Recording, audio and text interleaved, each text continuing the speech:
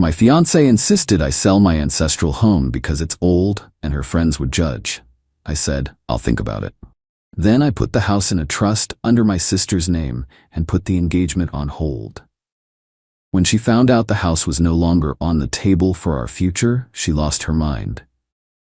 I, 34 male, am supposed to be in the final stages of wedding planning. Instead, I'm sitting in my great-grandfather's study, drinking a whiskey, and wondering if I'm about to make the biggest mistake of my life, or if I just avoided it. My fiancée, Tessa, 30, and I have been together for 3 years, engaged for 6 months. She's a lot. In a good way, I thought. She's an event planner, so her entire life is about aesthetics, image, and what things look like. I'm a data analyst. I care about what things are. I thought we balanced each other. I was wrong. The source of our first real fight is the house I'm currently sitting in. I inherited it from my grandfather. It was built by my great-grandfather, a man who started a small, successful milling company. It's old. 1920s. Solid wood floors that creak, original glass in the windows that rattles, and pipes that groan. It's also paid off. It's my only real asset, and it's my family's anchor. I love it. I've been slowly restoring it. The library, my current location, has these incredible built-in mahogany shelves. On one sits the founder's ledger, a massive, leather-bound book where my great-grandfather detailed the house's construction, from the cost of the first-growth lumber to the wages he paid the carpenters. It's irreplaceable. Tessa has never been a fan of the house. She calls it drafty. Last night, we were discussing the wedding budget when she just dropped it. Liam, honey, we need to have a serious talk about our living situation. What about it? I figured we'd have the carpets deep cleaned before you fully move in. No, sweetie. I mean, we can't live here. Not long term. I just stared at her. This is my home, Tess. It's paid for. It's our security. It's a teardown, Liam. The lot is amazing, but the house itself, it's just old. That's kind of the point. My friends, our friends, they're all buying new builds in those nice planned communities. What will they think when they come over here? The kitchen is tiny. The bathrooms are ancient. This is where it went off the rails.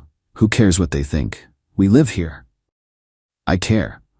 Liam, they'll judge. They'll think we're, I don't know, poor or something. Or just weird poor. In a paid-off 3,000 square foot house. Because it has character. We could sell the lot for a fortune. We could take that money and build our dream house. Something new, something clean, something that doesn't smell like old books. She was looking at the library, at the founder's ledger.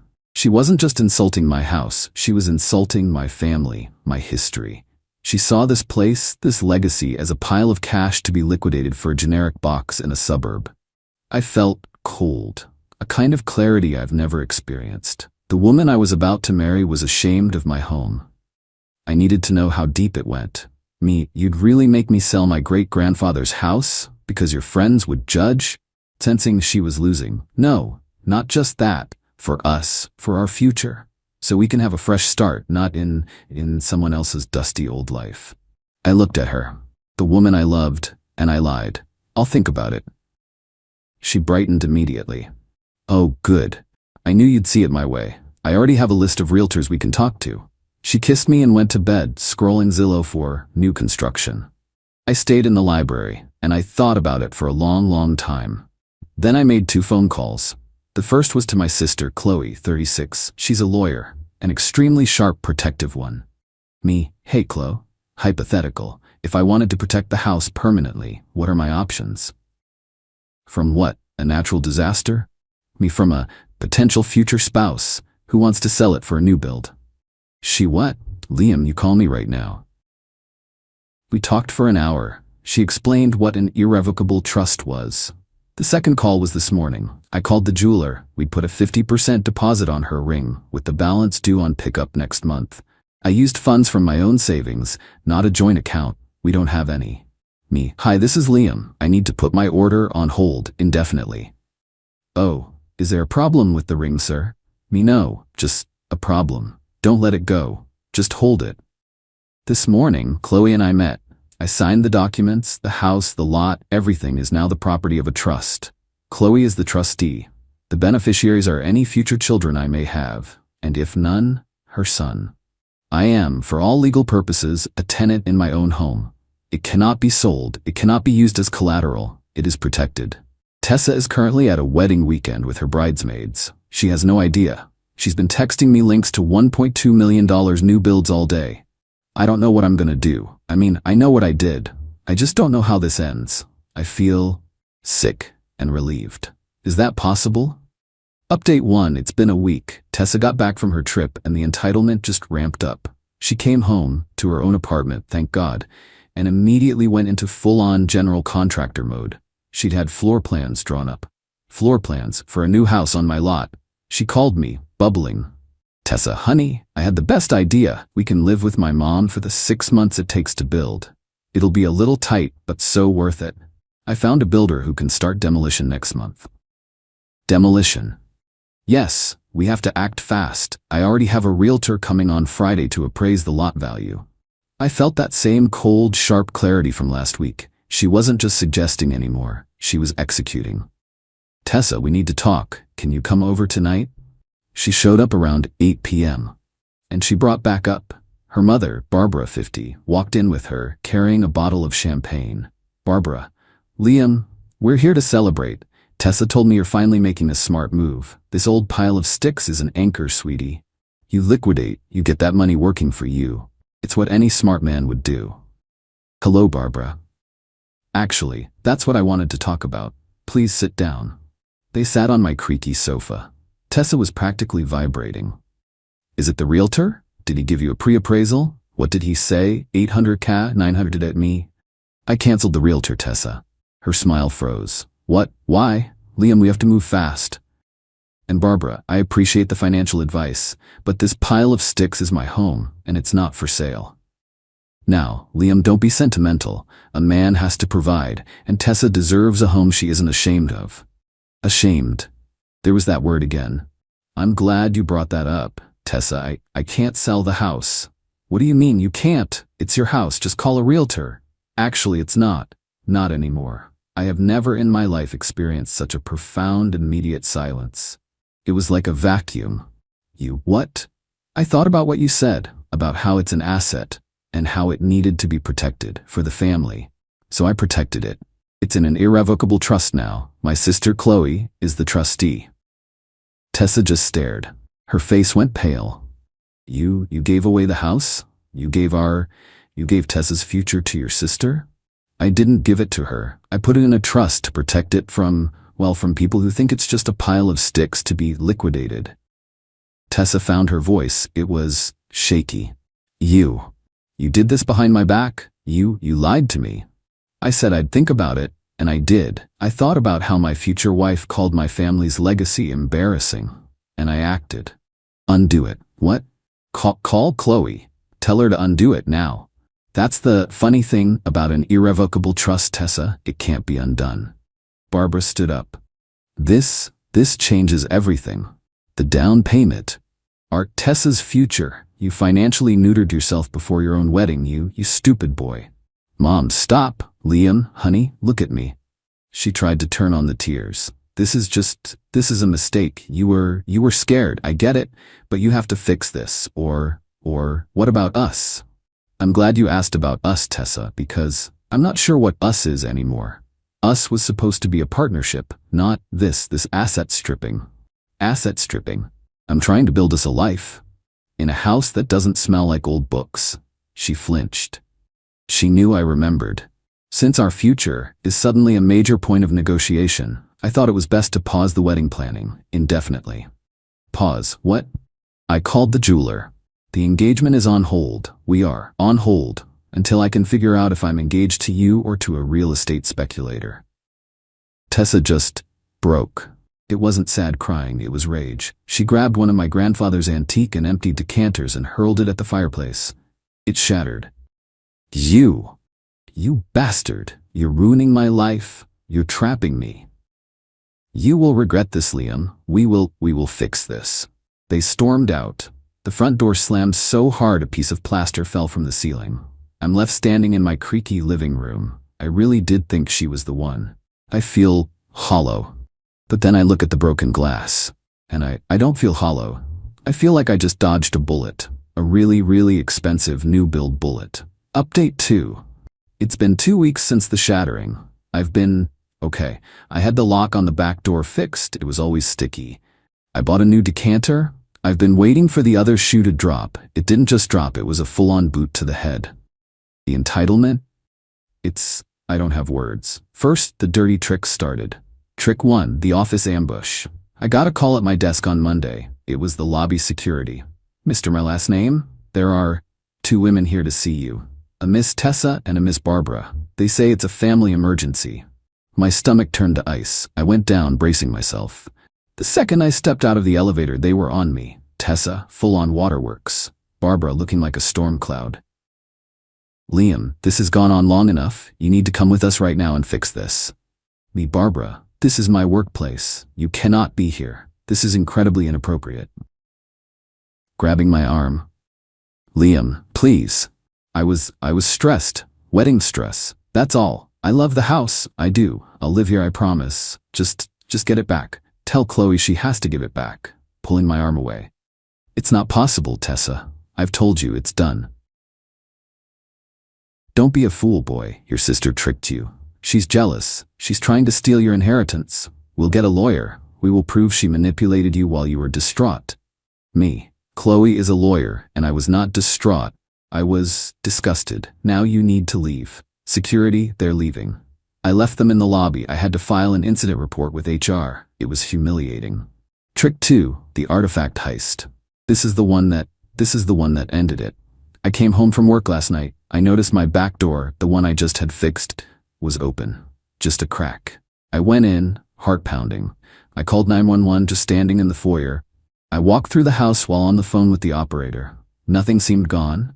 The TV was there, my laptop, until I got to the library. It was tossed.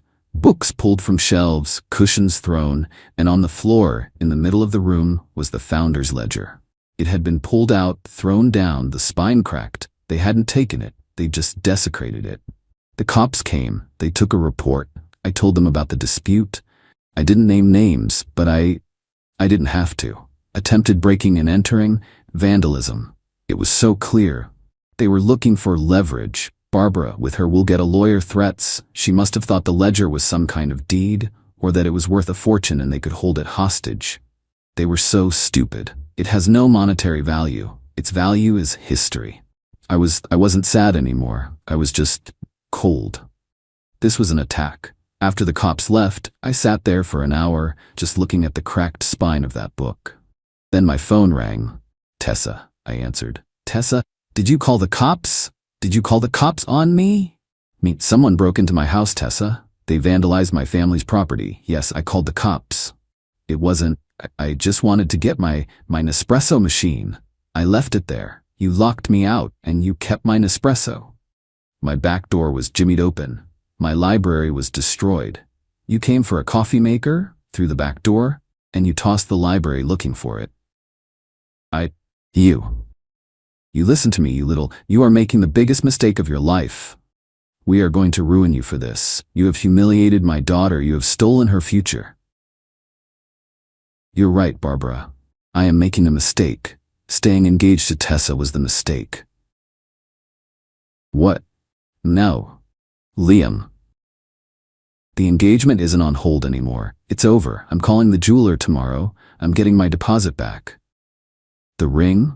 That's my ring. You owe me that ring for my time, for my emotional labor. I paid the deposit, Tessa. It's a conditional gift. The condition was marriage. You broke the condition when you called my heritage embarrassing and then broke into my home. I hung up. I called Qley. Qley? They broke in. They tried to take the ledger. I have a police report. It's over. And I think I need a restraining order. Final update. It's been 3 months. The dust it hasn't settled. It's more like a toxic cloud that's finally moving away. Here's the wrap-up. The legal fallout was spectacular. Barbara and Tessa, true to their word, hired a lawyer, a real shark type from a billboard. They sent Qley, who officially represented me, a demand letter. It was a work of art. They claimed promissory estoppel. They argued that I had promised Tessa a certain lifestyle, i.e. the sale of the house and a new build, and by fraudulently concealing my assets, by putting the house in a trust, I had financially and emotionally damaged her. Intentional infliction of emotional distress, because I broke up with her and falsely accused her of breaking and entering, causing public humiliation. Replevin, a fancy word for give me the stuff. They demanded the engagement ring, which they laughably valued at $25, almost double what I paid, and $75,000 in damages. I was stressed. This is what real people get scared of. A lawsuit, even a bogus one, is terrifying. Qley was gleeful. She called it the easiest response of her career. She didn't just reply, she obliterated them. Her response letter, which she CC'd to the Bar Association for the other lawyers' frivolous claims, was beautiful. On point 1, the house, my client's ancestral home, inherited prior to any relationship with yours, is his sole and separate property. His decision to place said property into a trust to protect his family's legacy is his right. Your client's distress at not being able to liquidate her fiancé's heritage for a new build is not a recognized legal cause of action. It is, to use a legal term, tacky as hell. She really wrote that part. On point 2, the distress, the engagement was terminated after your client, by her own admission on a recorded phone call, which I'd taken post-B&E, attempted to gain unlawful entry to my client's home. The police report, case filed for breaking and entering and vandalism, is not an accusation. It is a statement of fact. The only humiliation present is your client's. On point 3, the ring. The ring was a conditional gift. The condition, marriage, was not met. My client has possession of the ring, as is his legal right. We have the receipt for the $16,500 he paid. And the counter threat. Furthermore, we have security footage from my client's workplace of your clients and Miss Barbara harassing him, causing him to file a formal complaint with his HR department. Should you be foolish enough to proceed with this frivolous, vexatious suit, we will not only countersue for full legal fees, but we will also file for a civil harassment restraining order against both your clients, using the police report and the workplace harassment incident as evidence. We will also be pursuing the cost of damages for the Jimmy lock and the 100-year-old antique ledger they damaged. We await your thoughtful reply. The shark lawyer dropped them within 24 hours. He sent Qley a one-sentence email. My clients will no longer be pursuing this matter. He probably realized, A, they had no case, and B, they had lied to him about the B&E. The silence after that was golden, but the natural consequences? Those were loud. I heard through a mutual friend, who profusely apologized for not seeing it, that Tessa is in a bad way. She had apparently been pre-spending against the sale of the house. She'd taken out new credit cards, bought a whole new wardrobe, and put a non-refundable deposit on a catering hall for the wedding.